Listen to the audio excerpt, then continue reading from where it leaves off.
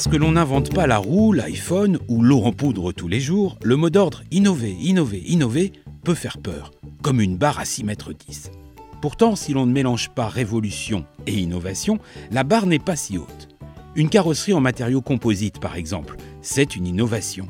2 portes au lieu de 4 aussi, comme coller plutôt que souder, ou aujourd'hui déposer la matière par impression 3D. Génial. Autre piste d'innovation, le service. Si demain vous me proposez d'upgrader ma voiture au lieu de me dire « elle est morte, faut en acheter une neuve », je dirais « ce type mérite une statue comme l'inventeur de la roue, de l'iPhone ou de l'eau en poudre ».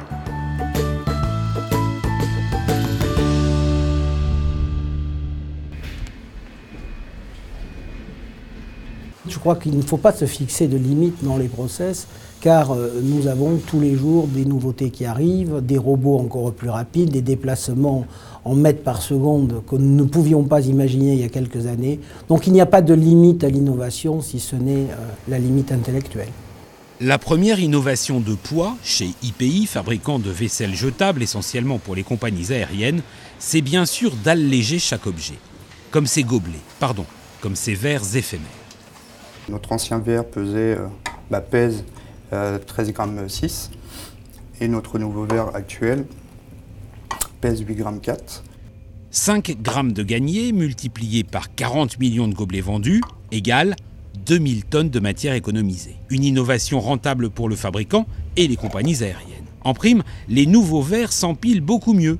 Une innovation environnementale. Donc en travaillant sur l'empilabilité de nos couverts, par exemple, sur une gamme qui était celle de Studio Stark, on est passé de 70 000 unités à 190 000 unités, soit une augmentation du nombre de produits à la palette de l'ordre de plus de 150%. Donc tout ça a favorisé, bien entendu, les économies sur le transport et a été plutôt positif sur l'environnement. Sur le plan technique, nous considérons que tous les 5 ans, il y a un saut technologique qui nous pousse à changer l'intégralité de nos matériels pour pouvoir combattre et lutter face aux pays à faible coût de main-d'œuvre. IPI travaille en 5-8, 24 heures sur 24, 7 jours sur 7 donc. Une innovation dans l'organisation qui permet de rentabiliser les machines. Et en même temps, investir dans les recrutements d'avenir. Il nous faut des gens de plus en plus à la création, des gens qui savent faire des nouveaux concepts, qui imaginent ce que vont être les ustensiles de demain, comment on va s'en servir, qui soient un petit peu nouveaux sur le marché.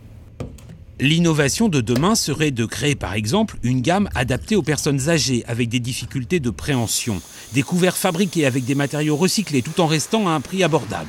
Autant dire que la recherche continue.